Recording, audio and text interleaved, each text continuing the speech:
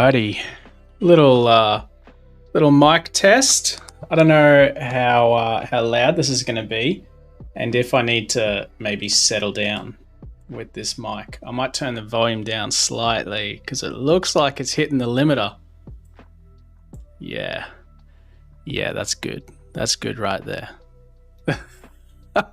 It's kind of funny you guys can't see me yet, but I can see everything going on. What's going on, everyone? It's DC here. Welcome to another live stream. We're here today to talk about Raspberry Pis, a fun little lab that I'm building on my desk just here, which I will show you soon. And yeah, I've got new mic. Check it. New mic, better camera. I'm not too sure if it's going to be laggy, but I kind of like the idea of a handheld mic. I think it feeds into my, not too sure about the video yet. I don't think I've got the color grading right, but yeah, how are we all doing tonight? It's good to have you all here. We are here today, of course, to talk about Raspberry Pi Labs. Now, if any of you are part of my Discord server, you will have noticed that I've been talking a lot about Raspberry Pis, and I've been showing photos and I've been showing all sorts of stuff. It's great to see lots of familiar faces in the chat. And yeah, I just wanted to discuss this setup that I've got going, what it's all about, why am I doing this? Why have I, bought all this Raspberry Pi gear and racks and whatever else? So yeah, that's basically what we're all here to talk about. So strap yourselves in because we're in for a little bit of fun. Now, onto some fun stuff. This stream has only been going for a few minutes, but we're going to dive straight in just for you guys because I know you really want to. So let's do this. I hope I've got the right scene. Oh damn. Oh, look, there's my hand. There's my Raspberry Pi. There's my keyboard. You can see all my stuff on the desk. We got multi-camera angles going on. Yes, you saw it. You heard it. This is exactly what's going on. This is the fun stuff that we're going to get into. Now, normally when I'm live streaming, I have my hand on my mouse like this, just clicking around on random stuff that's going on. However, today we are here to talk about this little beast, which is the Raspberry Pi lab that I'm doing. So I'll just turn it around so you can sort of see the things that are going on this bad boy. This is a touchscreen. One sec, I got to put my mic down. This is a touchscreen, as you can see, which is kind of cool. There is a Raspberry Pi 3B on the bottom, which is connected but not doing anything yet. And then up the top, we have a Raspberry Pi 4 8 gig with a Arctic heatsink and fan, which is spinning around, kind of doing its thing, which is pretty cool. Then we have on top of that a ribbon cable that goes, I think you should be able to see it from this angle. I can probably just pull this out actually. Oh, doesn't like being disconnected. It's still not really strapped in, but basically this ribbon cable is connected up to the screen, which is my little, my little touchscreen for this setup. So, what the hell is it all about? What am I doing? What is this? What is this madness? Have I finished it? No. The answer is no, I have not finished it. I do also have, I'll put this here actually. I have this NeoPixel light ring, which is, I think, going to be pretty cool. It's like a little Iron Man vibe. And that is going to hook up to the Raspberry Pi 3 at the bottom layer one. So there is an OLED mono screen, which is going to be a monitoring screen of the resources for the Raspberry Pi 3 on the bottom. I also have two, what are these? EX900 500 gig SSDs, which are going to be connected to the guy on the top. Now, what the hell is this? What am I doing? What the hell is going on? To the guy on Twitch who's asking if I'm making an Iron Man suit, the answer is no. I'm not making an Iron Man suit. What I'm actually making is a dark web file server with a firewall. Very simple, but it's open to everyone, right? All you need is the dark web link, the onion link. So, the thought behind this. The guy on the top with the screen on it, the screen is just for shits and giggles, right? It's just there because I thought it'd be kind of cool, and it was cheaper than buying a micro HDMI cable. So that screen was only like $29, whereas a cable was $35. So I was like, I might as well just get a touchscreen. Like, why not? I mean, it does everything. I can do keyboard, mouse, clickety click, all that stuff without having to get anything else other than just a screen. So it fits into my minimalist view of this. What else am I doing? Okay, so I need that one to have the fan because I think it's going to get pretty hot because it is a web server. It's got 1 terabyte of storage on it, which I think might heat up a little bit, maybe. And yeah, it's got this screen plugged into it. So it's doing a fair bit. It's got a fair bit going on that guy on the top. The one on the bottom is a simple firewall, right? So all it is it's controlling the network traffic that goes from the internet connection into this device, into the web server on the dark web.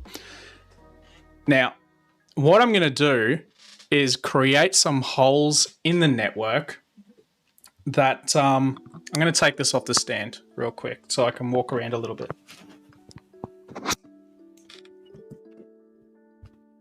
All right, so what I'm going to do is I'm going to take this firewall and put a couple of little holes in it so that you guys can basically break into it to get to the dark web server to then put your files or download some files or whatever you really want. That's not it though. This thing is going to be running off. I got to get up and get it, so hopefully I don't disconnect myself with my headphones. Oh man. There's a second piece to this. All right. I have here a open WRT router with a 4G dongle in it and a wireless access point. Now, all of this, I'll put it in this view here so it's a bit more zoomed in. All of this connects into, as you can see, my car, right? So what we're doing with this is we're going to have a CTF where you break into the Raspberry Pi on the dark web, and there may or may not be some GPS components that I'm plugging in later where you'll be able to find GPS coordinates of exactly where I am. Get rid of that stuff. That's it. That's the whole thing. So we got a web application firewall, a file server firewall where you can upload, download files and all that fun stuff. It's all on the dark web, so there's actually a Tor relay being built into this thing as well on a hidden service. And yeah, there's an OSINT component to it as well, where basically you would potentially be able to find exactly where I am. So I'm going to go driving somewhere, and if you can find me, then kudos to you. Maybe I'll give away something. Maybe I'll give away this setup to whoever is the winner of that competition. I've spent roughly $500 on this so far, so it's not a cheap setup. There's quite a bit going on here, but yeah, I think it's kind of cool. I'm pretty excited about it, to be honest. My partner has heard to death about how freaking cool this is, or how cool I think it is anyway, and she's 100% sick of it. she hates this thing. She accepts that it is cool, but I mean, I talk about it. I have been talking about it all week, and I think she's a bit done with it. So that's it. What do you guys think? Let me know. I'd love to see some smashing of like button, some comments coming in. Get the chat going. Tell me what you think. What do you guys reckon about this cool little lab idea? Do you think it's good? Do you think it's shit? Do you think it's, it could be better? Something else I can add to it? Yeah, maybe I could also potentially convert this into a ward driving setup. But there is legalities around that, which I don't really want to jump around too much. I don't want to do anything illegal here. I just want to have a bit of fun and create a CTF for you all to sort of have fun with and embrace and enjoy and all the rest of it. So yeah, what do you guys think? Tell me what you think. I'd love to see it in the chat. I know there's a bit of a chat delay because, YouTube's good like that. But yeah, I'm pretty pumped about it. To be completely honest, I'm chuffed. I can't wait to get this thing going. I think it's going to be so much fun. Talking about labs as well, this is not part of the other lab series that I'm doing, where I'm building a full-on lab for everyone to participate in and build themselves. This one is a lab that I'm building that I'll explain later after the CTF is done. Basically, just for a bit of fun. Basically a CTF lab. That's what we're building here. I'm going to commit the ultimate sin of radio silence real quick while I wait for some of the comments to come in. I've put this back on the stick because I think I'm done with the presenting of this thing. So yeah, what do you guys think? Do you like it? Do you hate it? Do you think it could be better? What could I add to this? What else could there be as part of this thing? I've got some comments here. Will says, I'm keen for the PF Sense firewall setup. We use them at work, so it'd be a perfect intro to it. Yeah, I'm still doing that. It just takes a bit of time to build that whole lab out. Monster says it's straight fire, no cap, which is good. Joshua says, did you know you can use Raspberry Pis for radio signal broadcast intrusion? I did know that. One of its pins can emit a square wave you can use to override local stations. I didn't know it was that strong. I thought don't you have to have like another connector to it to do that? I'm pretty sure there's more to it, but yeah. The unconventional engineer says, yo, DC, awesome bit of kit. Thank you. I think it's pretty awesome as well. Yeah. I'm super pumped for it, guys. I can't tell you how pumped I am for this thing. I've got it set up on SSH here. I was gonna sort of show. Oh, it's on the wrong screen. Hold up. Let me. Where is it? Hide that. Desktop capture. We need this guy. All right. So. I do have it over on over here, which is good. I gotta change some of these around. There we go. So yeah, I do have this thing set up on SSH. As you can see over here, it's on there at the it was on there. Now it's super basic configuration at the moment. See if I can get my password right. There we go. So yeah, it's all sort of ready to go. It works. I can ping Google. Yeah, it's up and running and it's going good, which is kind of fun and cool. All right, back to me. There we go. Maybe some sort of game running on the web to pen test it or something. Yeah, that's exactly what we're doing. So the game is a CTF, capture the flag. I'm going to put flags all through the firewall. On the web file server itself, there may or may not be some little red herrings. You never know. There's definitely going to be obscurities because for anyone who's ever participated in a CTF I've done before, you know I'm all about those. I'm all about the obscurities. Oh dear. So yeah, I think adding this to the whole web series is actually going to be, you know, pretty cool. I think. Get this going again. It's trying to grab the thing the wrong way. There we go. I think as an overall setup, it's pretty cool. I even got like the fancy button USB controller thing to turn it off and on. Yeah, I'm just super excited for it. I can't tell you how excited I am. It's that's the Ethernet cable there. It's yeah. Oh man, it's so freaking cool.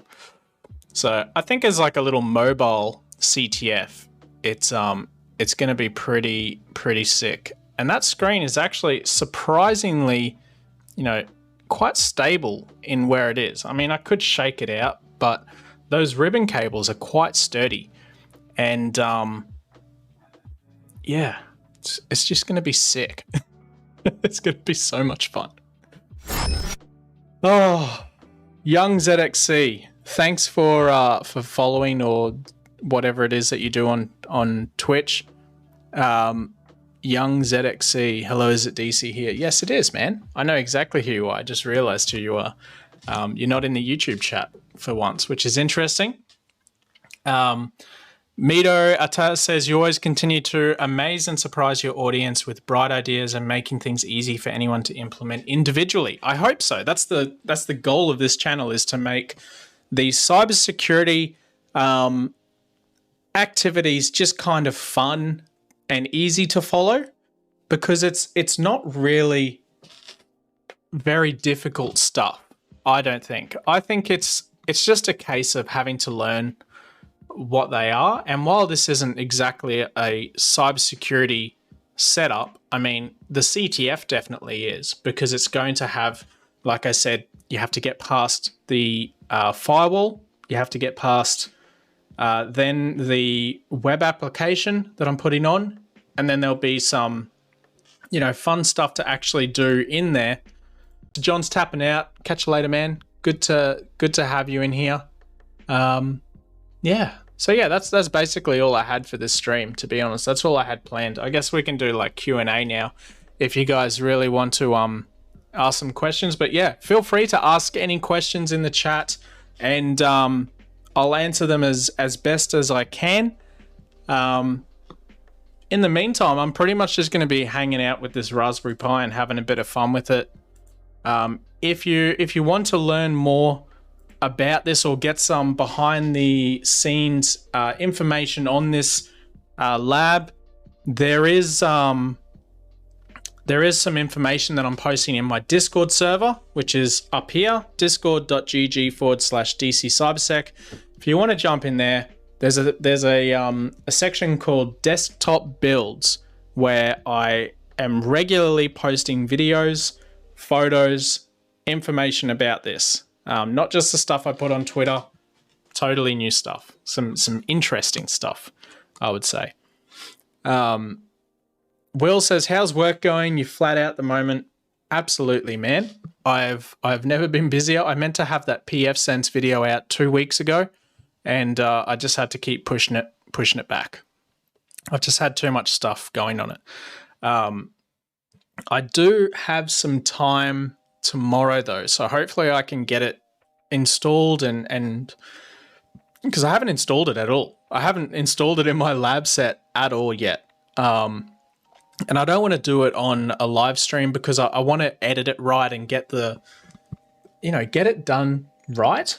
It's not easy to sort of make an instructional video on a live stream, because you're just sort of like talking randomly. So it's for me to actually tell you exactly how to set up PF Sense, and then to sort of get around all the things that I find as I'm going through it, like the bits that I've done wrong or I need to do correctly because things change and update themselves.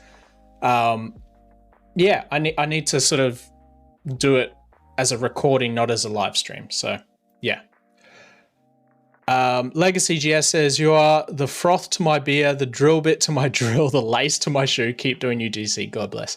Thanks, Legacy GS. That's very nice of you to say. I appreciate it. I'm going to get this camera off me because I think it's more fun if it looks like this. We can keep me nice and small down here in my little box, and you guys can focus on the good stuff, which is this awesome setup. And I think it's kind of fun. You can see my desk, you can see my, my keyboard and my stupid mouse and all the other stuff I've got. I might even, I've got this thing over here, which I never use, but it's kind of fun. We'll chuck that in there. Why not? Looks better like this, I think. There we go. Just for some extra visuals for you. Hafizzy says, when can we expect the next episode of CyberSec Labs? Hopefully over this weekend. Otherwise, it'll be sometime next week. Yasir Mahmood says, I'm 16. I want to get into cybersecurity. Any advice? If you can, go to university and study cybersecurity or computer science. When you're almost finished that, go and have a look at a certification that focuses on an area that you want to get into. So I say that at the end of your degree because, things change and you might, change your mind towards the end on what you actually want to do with your life or whatever else. Olean987, am I allowed to be here? Yeah, man, you're definitely allowed to be here. Zoltan says, your cam is shaking. Yeah, it's on like I don't know if you can see it in there. See this big black stick? So this is the base of my camera, as you can see in the big screen, and it goes up, up, up. It goes up to about here. So it's on a big stick. So every time I hit my desk, it shakes. Yeah, that's just how it is, unfortunately. Brad says, what are some good beginner certs to try for over the school holidays for someone with little experience in cyber but a lot of time on their hands? I would have a look at the Splunk Fundamentals 1. It's a free certification. It's quite fun to do, and it's very useful to do. That would be my go-to certification for anyone wanting to learn about how SOC team works and how all of, those sort of things actually work. So yeah, check out Splunk Fundamentals number 1. Apart from that one, there's also like the EJPT if you want an easy pen testing cert. But easy, I mean, you kind of need to know some stuff before going into the EJPT, I think. So, take that into some consideration, of course. Yasir says also, thanks, how about some apprenticeships? Would you recommend them, or is uni the better option?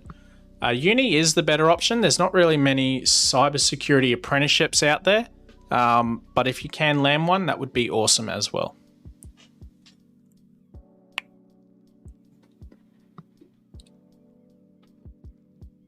Yasir, I will say, just think in what specific things you're interested. Yeah, I mean, he says he's interested in cybersecurity, but he hasn't started yet. He's only 16, so it's kind of hard to know which area of cybersecurity he's actually interested in because he hasn't really started yet. So yeah, there's a bit that needs to be done there, but you kind of need to feel around a little bit in the industry and get to know the different areas. Another good thing to spend heaps of time on, if you have heaps of time, is to basically have a look at bug bounties. Now, I never really recommend bug bounties because I find them personally a huge waste of time. But if you have heaps of time and nothing else to do, learning bug bounties is a pretty cool thing to do. I think it's it's worthwhile looking into and learning some stuff from. You probably won't make any money from it, but it'd be great to do just for the learning experience. What flavor is that vape? This one is passion fruit and mango. Let's see if it auto zooms. I doubt it will, but yeah, no, it won't. What a company expects from a candidate who is looking for his first job. What do they expect from the first person looking for a job? They actually expect a lot, to be honest. They expect industry knowledge, they expect experience. It really depends on the role you're applying to and how big that company is, as to what they're going to expect from you. They'll probably expect some information based on, basically they want to know that you know what you're doing. So the way I normally say to people in my coaching sessions is to do home labs, which is why I'm creating this home lab series, so I can show people this is what you should do and put it on your resume. So yeah, home labs are actually quite powerful. And a lot of people who go for jobs, who have done coaching sessions with me and created their own home lab and then gone for the job, in the interview said, hey, I've got this mad home lab, it's pretty sick. The people interviewing them respond really well to it. They go, wow, really? You built this whole home lab just for learning? Just for fun? That's crazy. Why did you do that? And you're like, well, I mean, it's cool, first of all, so why not? So yeah, home labs, massive. Definitely do some home labs. So I can't say your name. How do you know you are ready to take the OSCP? When should I go for it? Now, to be honest, I actually failed my OSCP the first time. I got it the second time around. And the first time I knew I wasn't ready for it because I was just sort of messing about. I went through the labs and I did the coursework and all the rest of it, but I wasn't really concentrating. I was just sort of breezing through it. I was like, oh, I'm amazing. I can do this. The fact is I'm not amazing and I didn't do it. So I tried my best, but I didn't get it the first time. So the second time around, I took it far more seriously. And I concentrated on what I was doing much more. And I did pretty well the second time round. So yeah. The unconventional engineer says, can vouch for the effectiveness of home labs and DC's coaching sessions, landing me my first job. Congrats, man. I love to hear it. That's the good stuff. That's what we want. Brad says, are there any planned home lab videos for Raspberry Pi? I have a couple lying around that I'd love to make use of.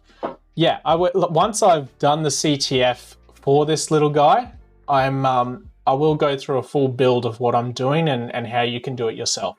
It's actually very basic. It's literally a hosted website on a Tor relay with a firewall sitting over the top. That's pretty much all it is. There's not too much more to it than that. Cheers, Varun Raj, for following me on Twitch. I appreciate it, man. David Kitzmiller says, it's also good to practice different types of CTFs, general pen testing versus incident response, such as investing in understanding malicious emails, network traffic, malware analysis. Yeah, you are absolutely correct, David. It's all about having a broad understanding to begin with, and then focusing on an area that you enjoy. So you basically spray and pray knowledge on as many different things as you can, so you have a really good understanding of what they are and how they work. And then from there, you focus on the one that you enjoyed the most and try to get a job in that. You get certified as much as you need to. And there's a thing with certifications where you don't want to get too many, because if you get too many, then you're over-certified for that entry-level position and it becomes harder. You basically become an academic, which is great if you want to work at a university, but if you want to do anything else, it's kind of hard. So yeah. I'm just going to have a bit of water because I've been talking non-stop for 37 minutes. So one sec.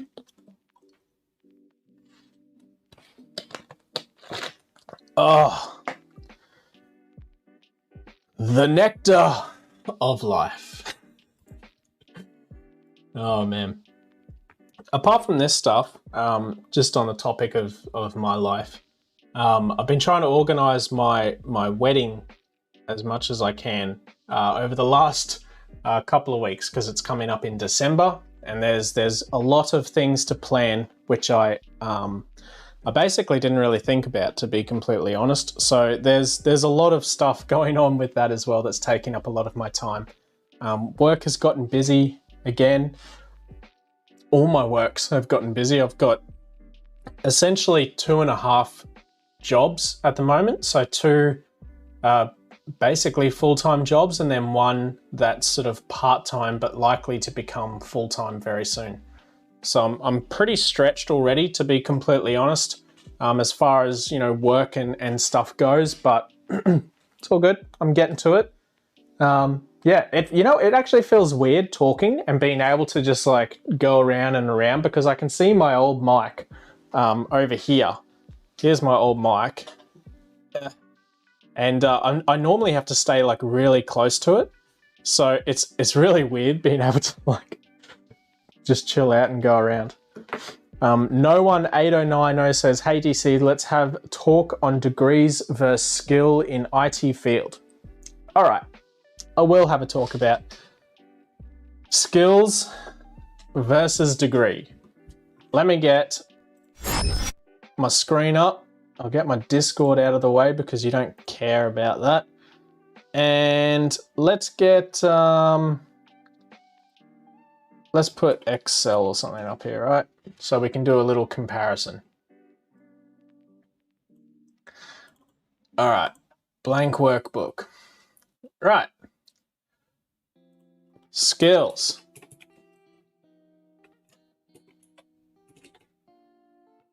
What was it? Skills versus degree. All right.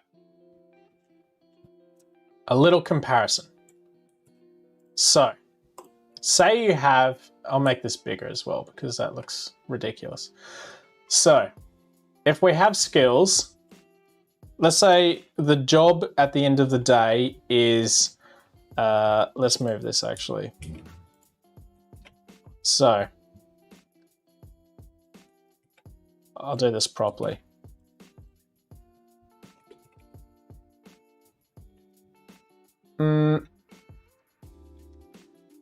Nah. Okay.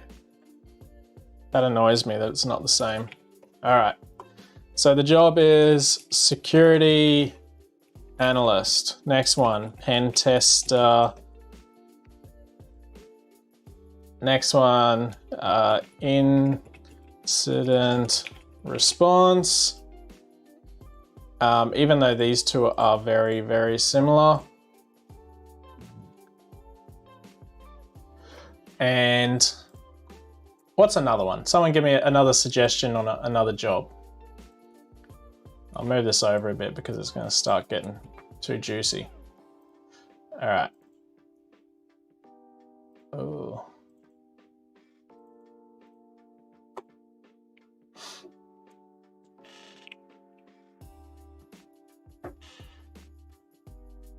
All right.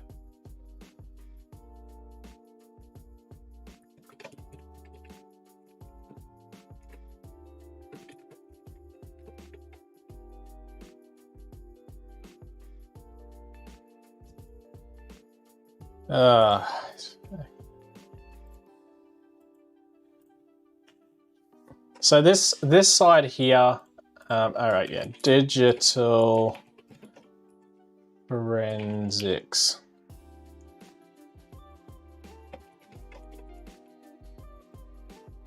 All right. Likeliness of getting a job from 1 to 5. All right. So, security analyst. Likeliness of getting the job based off skill, I would put 3. The likeliness of getting the job off having a degree is probably a 4.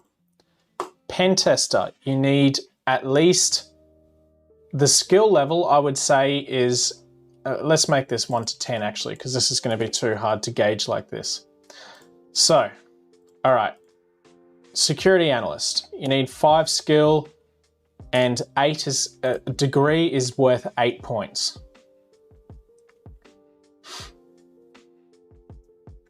Pen tester, it's kind of the other way around, where 8 is the skill and a degree is worth about 5. Now, something else we need to add in here is certifications. So your certifications are worth roughly, let's say, oh no, I'll put 4 for a security analyst. So the certs are worth about 4. Pen tester, your certs, so for example, OSCP, that's worth roughly a 7. So 7 points for a pen tester in the way of points anyway. But just for generalization, we'll say 7 is how much a cert weighs in on getting a pen tester role. So are you guys with me? You're understanding what I'm talking about here?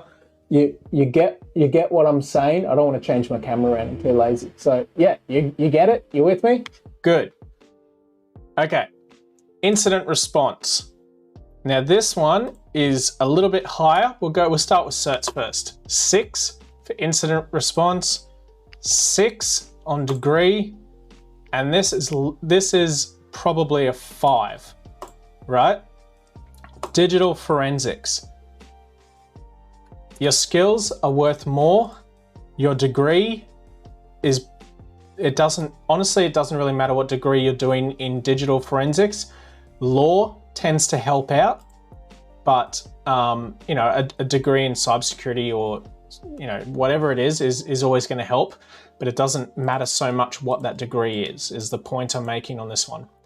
And certs is, yeah, probably about a 6 or a 5, I'd say, yeah.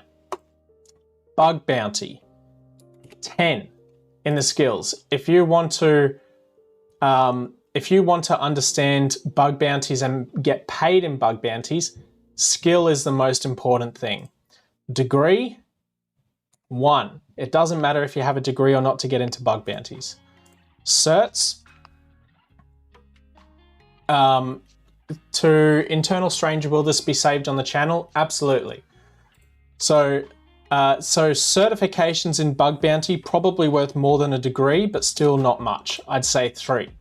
Now, something else worth adding in here is experience. Okay, so landing a job as a security analyst with experience, if you have experience. Now, experience is worth quite a lot. I would say you will have a higher chance of getting a job if you have experience. Pen tester, absolutely. Incident response, yes. Digital forensics, yes. These should all actually be 9s, to be honest. We'll put it as 10. We'll put it as 8, sorry. Bug bounty, 0. It doesn't matter if you have experience in bug bounties or not. However, getting paid would ramp that up a bit. So anyone can get into bug bounties with no experience. But if you have more experience, obviously you have experience in it, so you're going to be quicker and you'll be able to find you'll be able to find it. So Zoltan is saying, doesn't experience time with skills? And I would say sometimes yes, but also sometimes no. Like, some people have heaps and heaps of skill, but no experience. And it's pretty strange. A lot of people have heaps of experience, but no skill. I mean, I work with a few people who have heaps of experience and have absolutely bottom level skill, I think, personally. I'm not dishing out on them. I'm just saying, that's just how it is. So yeah, I think as far as this goes, this graph here, I think that's pretty accurate, to be honest. Sorry. The fuck? Oh, my Siri thinks I'm talking to it, but I'm not Siri. Leave me alone. So yeah, what do you guys think? What do you reckon about this little graph here of your likeliness of getting a job from 1 to 10 based off the job that we're applying for here, the skills, the degree, and the certs. Now, for everyone who's asking me at the moment, is there a way to watch this live stream later on YouTube? Yes, it uploads to YouTube after about half an hour to an hour, depending on how long the live stream went for. Sriraj K is asking the question I get asked every single time I do a live stream: is AI going to take over cybersecurity jobs? The answer is no. AI is not going to take over cybersecurity jobs. It's going to automate the procedures that no one wants to do anyway, or the things that are just impossible to go through without automation. Now, an example of this is in Splunk. If you go through with the Splunk Fundamentals free course, you'll learn a little bit about automation inside Splunk. And the reason that Splunk loves automation so much and why it's such a massive piece of it is because with automating all of the alerts and logs and everything that comes into Splunk, you need to filter out all the crap. And there's heaps of it. There's so much stuff. Like, imagine for a second that you have a live Wireshark, for example, running, right? On a network. And it's just your home network. And if you look at it, it's fast, right? Now imagine you have, 500 to 1,000 employees in a company, and all of that information is spitting out times 500 to times 1,000. There's not a person in the world who can read through it that quick, which is why these systems have been brought in with automations to filter out all the crap so that you can get to the stuff that's actually worth looking at. That's what automation does in cybersecurity and majority in IT. Saying that, there is some work that I do which is around the Power Automate platform, as well as like Zapier and APIs and stuff like that, to create automations.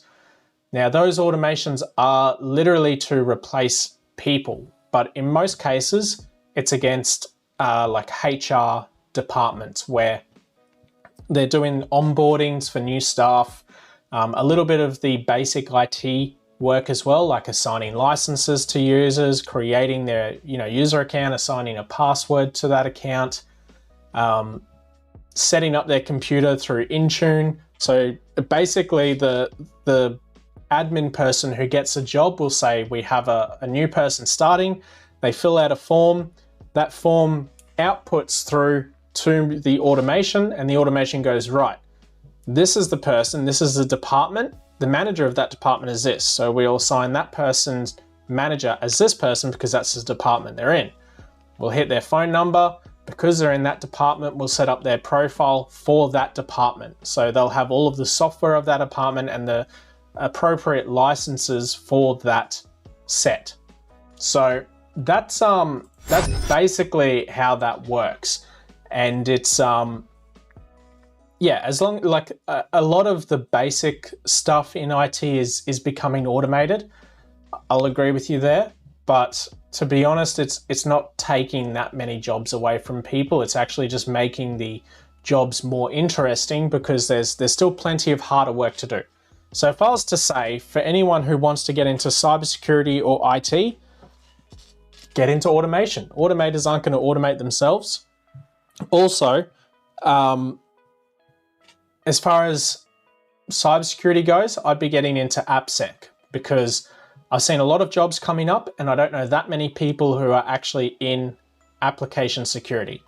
So if those were the areas I was looking at the moment, especially cloud application security, that's like, they're rare people to find. They usually grab someone who was in another area of cybersecurity prior to that and they bring them into these departments. So yeah. That's my long spiel about jobs, skills, degrees, certs, experience, as well as AI. I hope that helped. Vingardium Chadiosa. Sick name, dude. What balance should we have with Hack the Box, CTFS theory, part of CyberSec, and the projects uni part? I'd focus mostly on university and have the CTFs as a backup to your knowledge to sort of help you understand those things later on. Just like the fill-in parts, basically. No one 8090 says, I will say if your job is taken over by AI, you are actually useless. That's pretty harsh. I mean, to be honest, that's a bit harsh. But at the same time, you do sort of have a point, but the person wasn't useless. It's just that whoever decided to automate that person's job obviously found that there's usually like cost incentive to have that person removed. So for example, like a HR team, they do cost a bit of money. It's expensive to hire people. If you can pay someone like 10 grand to create an automation to automate a HR department, then yeah, I think that they're pretty much going to do that, because I'd pay 10 grand over a $60,000 to $80,000 wage any day.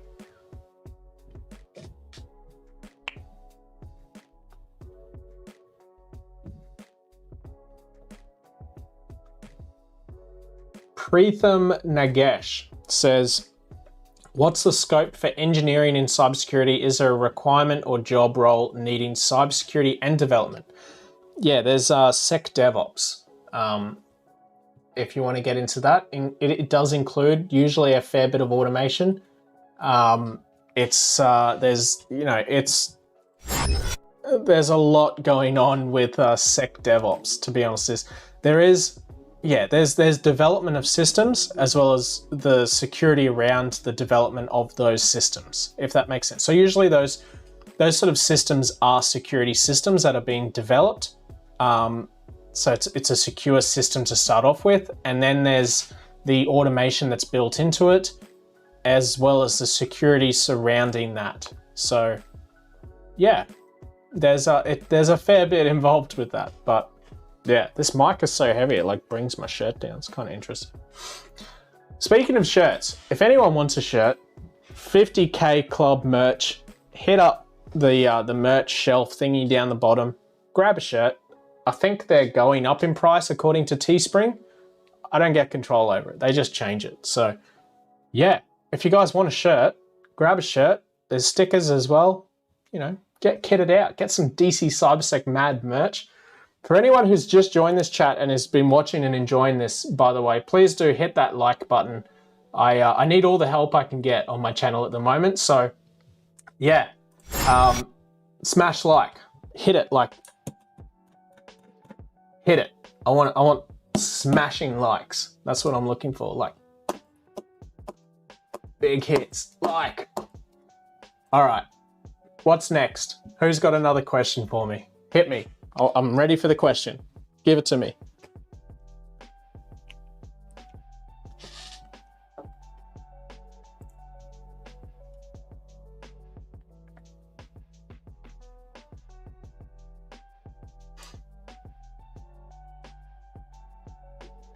No more questions coming in. It's getting slow. Should we try and program one of these little modules for the Raspberry Pi? I mean, I could potentially do the Neo ring, but I mean, I've only half wired it, and then I don't have my solder here. It's at my parents' place. I don't have the enclosures for my my SSD cards either. So the other thing I like about these ones is they have this built-in heatsink, which is just a strip of heat adhesive, heat absorbing adhesive, I should say. And yeah, it's just kind of cool. I like this little guy as well. He's kind of cool. What I want to do with this is have my logo on it, the DC CyberSec logo, which you can see behind me over there, and in the bottom, which corner? This corner. Bottom corner over here, that logo, I want to have that on this, and I also want it to switch between that and my basically the internet throughput of what's going on the firewall. So I want to see like a bandwidth meter saying how much internet is being used and like what's the upload and download basically in any one session. This light, I haven't really decided yet what I want to do with it. Like, do I just want to have a light in there for some bougie lights, or do I want it to actually do something? So I do kind of want it to do something, but I haven't really decided what yet. Like, I could have it glowing blue while it's in defense mode, and then if someone finds a flag, it starts flashing red or starts going around in circles, similar to this thing, starts going around in red or blue or whatever. So yeah, maybe. Young ZXC says, how to play cool in an interview. I think that actually comes with experience, to be completely honest. Like, it's not easy to play it cool in an interview. A lot of people really struggle with interviews, but I would say just go with that. You do know what you're talking about, and they're definitely going to ask you questions that you don't know the answer to. That's just the nature of an interview. They want to gauge your knowledge. So a lot of the time when they're asking you questions that you don't know, don't be like, oh, shit, I don't know anything. Just sort of be like, yeah, I don't know that, but I can relate it to something else. Another way that I find great to control an interview is to use the STAR methodology. So a lot of people talk about the STAR methodology and how it works, but basically it's you tell the story of a problem that you've fixed or a system that you've defended or whatever, and you can use pretty much anything for those examples. You can use your home labs, you can use CTFs, you can use so many different situations, and then the task at hand, the action taken, and all the rest of it. So it's, yeah, I mean, you can do that. Brad says, why do you vape? I used to smoke a lot, and I'm trying to get myself off it. So I've been on the vape for a while now, and I'm trying to get away from that, but it's also really hard. So yeah, I did go the whole day without any vape though. So I got this one on the way home, and yeah, so that's pretty good for me because I usually vape all day. Prathim Nagesh says, cybersecurity engineer versus pen testing, which is more lucrative? It depends on the country you're in and the size of the company you're working for, and if it's a managed service provider or a government or private industry or government, or what kind of private industry it is.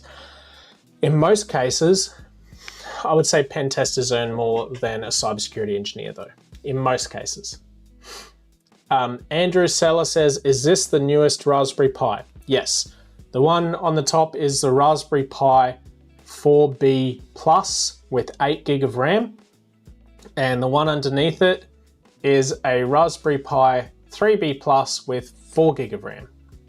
So the Firewall doesn't need too much going on there, to be honest. I wanted most of the resources on the web application server, which is this guy, because it has a little bit more to process. Whereas the Firewall, hopefully, should be pretty basic. If it gets, DDoSed or whatever, then so be it. There's no rules in this. You can break into this system as much as you like. Yeah, I think it's going to be a pretty fun one, to be honest. Any more questions? Does anyone have any more questions that they'd like to ask me? How much battery life I got? I still got about half battery. My camera up here is on 77. Yeah, we're sweet. We got heaps of battery going. I'm going to see what's going on in Discord.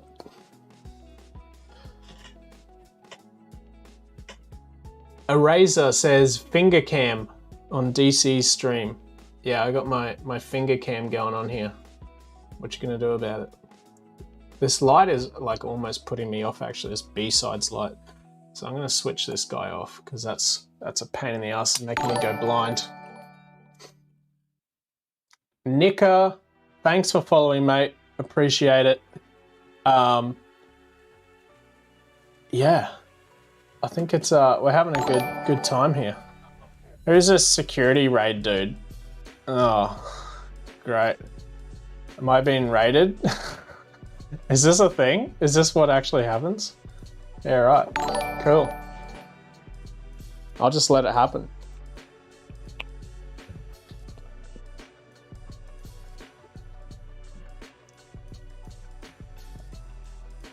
Is that it? Is that the whole raid?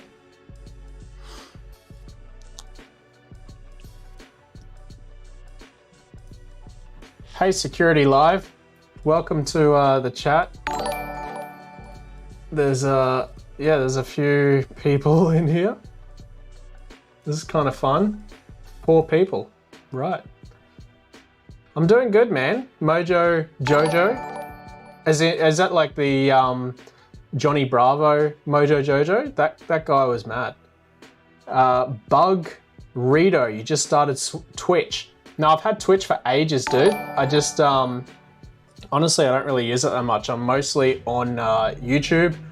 So yeah, this overlay with the thing popping up is so annoying. Like, it's so small. How do I need to fix this? It doesn't fit the alert box thingy. Let me see. I think I can change the settings here somewhere. Yeah, sure, let's show raids. Generator, global alert delay. Yeah, right.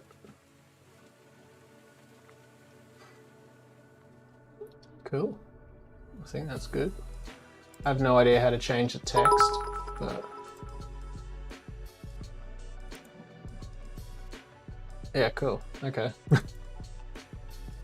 Oh, I see. I need to actually click on the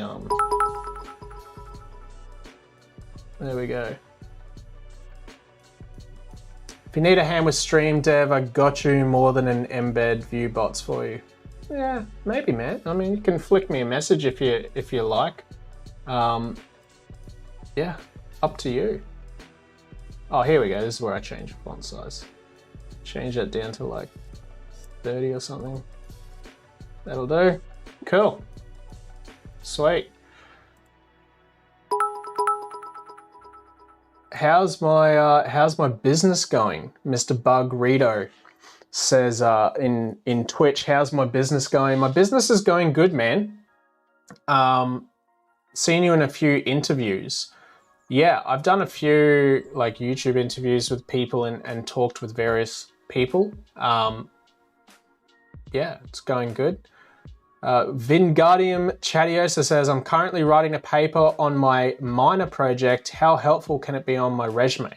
Extremely helpful, dude. You just need to be able to sort of explain what you're doing in a really easy to understand way, because chances are the people in that interview are going to be, who are interviewing you are likely like a HR or recruitment type person. Sure, there'll be like an IT manager or a whatever department it is you're going for manager, which is great. But to be able to show, the information that you've done in this project, you sort of want to explain it in layman terms. So yeah, that's sort of how I would explain it, but yes, it's definitely going to be helpful. Security Live on Twitch says, oh, it's a dual stream. Yeah, I got YouTube going and I've also got on Twitch as well. That's why you can see it's on this side. I'll swap it over. This guy here. There we go. Oh, look at that. It's 25 people in Twitch, which is pretty crazy, and 21 on YouTube. I think this is probably the most people I've ever had on Twitch before. So I hope you're enjoying the stream. It's an experience, and how that is going to be worthwhile for each of those job positions. So yeah. We'll go back to this view because it's a little bit more fun, and you get to check out this this little thing here. Oh, Rowensky, what's up, dude? Welcome to the live stream. Cheers for becoming a channel member. If anyone else wants to become a channel member, you're more than welcome to. You just click on that join membership. You get heaps of Discord perks. You get all the hidden rooms that are in there, as well as yeah, every channel you get access to, as well as a cool little role to separate you from everyone else. And it's actually cheaper than boosting each month, just by about $2 or $3, I think. So yeah, worthwhile if that's your thing. Yeah, what's going on? I don't know what else to talk about. We've been going for over an hour now, and I've sort of gone over this this Raspberry Pi build. It's gone to sleep, but that's okay. Yeah, I can't wait to get the rest of this thing going, to be honest. It's going to be so much fun. Yeah, the camera switch thing is pretty sweet, I think. Oh wow, more followers here, which is great. I don't know why I can't change that overlay text, but whatever. I'll figure it out later. It's not a big issue for me, to be honest. Pretty sure I did just change this, but whatever.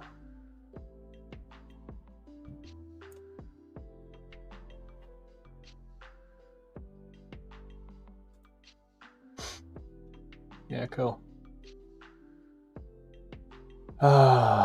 Pretty chill.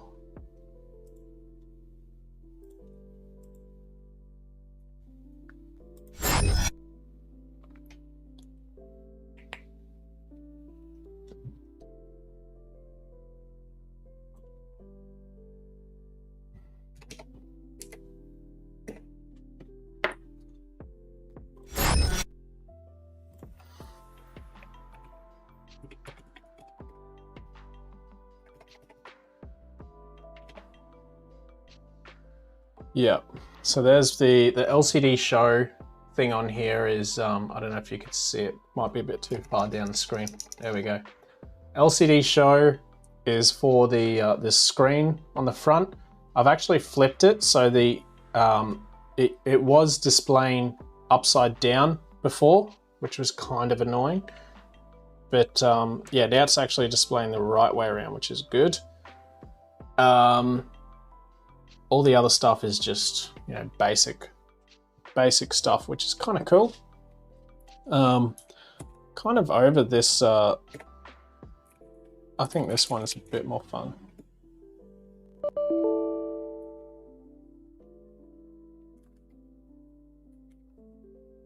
Yeah, purple's always nice. Which distro am I using on the Raspberry Pi? I'm gonna go with Raspbian, just standard Raspbian. I thought about something else, but the one at the bottom is going to be the pfSense, the pfSense thing. So yeah, that's going to be like a full pfSense setup, which would be kind of fun. But yeah, the other one, this one at the top, is just going to be Raspbian, and this one will be a pfSense Firewall, probably. I was thinking of using the Ultra Easy, the UFW, which I think is like Ultra Easy Firewall thing. But I kind of decided just to go with Raspbian because it's easier, and I can set up a web server on there anyway. So yeah, the air coming out of this thing is extreme. So it sucks air down and then blows it out. So the air coming out is really good. This one down the bottom here is hot as hell, which is kind of a shame, but yeah, whatevs. Bug Rito says, what do you think of clustering Raspberry Pi to mine Bitcoin? Yeah, I thought about it, and nah, it's just not, I don't know, to mine Bitcoin, useless. Maybe an altcoin would be more worthwhile. I think that'd be kind of fun. But yeah. Wingardium Chatiosa says, seriously appreciate your efforts to take some time out and help us keep the good work going. Bye-bye. See you later, man. Thanks for coming in. This video will be up on YouTube later on, once it's, you know, gone through its processing and stuff. So yeah. Young ZXE says, you got to be kidding about mining Bitcoin on Raspberry Pi. Yeah, it's just, yeah, basically it's not really gonna, you're not gonna mine anything. The amount of energy that you're gonna use to mine something is gonna use up more money than what you would ever earn, I think. So unless you had them connected to like stacks of graphics cards, even then, nah, I can't be bothered. Andreas Hoffman said, would the Pi actually be able to handle the pfSense? Are you using USB NICs for dedicated in-out? Yes, I am using dedicated NICs for in-out. They are going to be USB ones for that one. So there'll be the one at the top, which is the file server, will have USB-C enclosures for the SSD drives. The one at the bottom is going to be USB NICs for in-out, and yeah, that's pretty much it.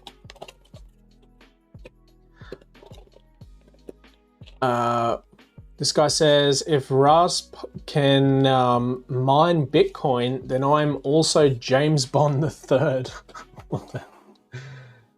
Yeah, I mean, yeah, to mine Bitcoin on one of these little guys is going to be pretty terrible. But, I mean, this thing, it's kind of cool as it is. It's a shame that you can't really see the screen because it's a bit too... you can sort of see, it's just too bright. Maybe if I bring it up. No, it won't focus. That's all right. Doesn't matter. The screen works. Yeah, anyway, I think this stream has been going for a little while now, and I'm getting a bit tired. We've been going for an hour and 15 minutes, so I'm gonna wind this one down. I'm gonna end it here. It's been super fun, as always, having you all on. If you're new here, please do subscribe.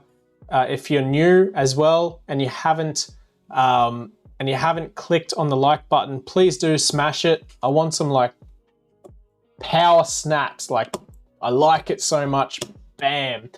That's what I want to see. And yeah, I'll see you guys on the next video. The next video that I'm putting out is going to be the pfSense lab video. So I'll build that in VirtualBox, and yeah, we're gonna talk about how we actually set up pfSense and how that works. We have to create multiple virtual NICs to be able to talk across the network and protect the server that's on, or the machine that's on there. There's going to be a couple of other videos after that with all sorts of different web applications. And there's going to be an Active Directory environment that we can all pen test much, much later. So once the pfSense video is out, that's when we actually start doing some attack and defense of these labs. It's going to be super fun. It's going to be something different to see on YouTube. I don't think I've ever seen anyone else do this before. So yeah, stick around for that when it all happens, and I'll see you guys in the next video. Thanks for coming along, and I'll chat to you later. Peace out.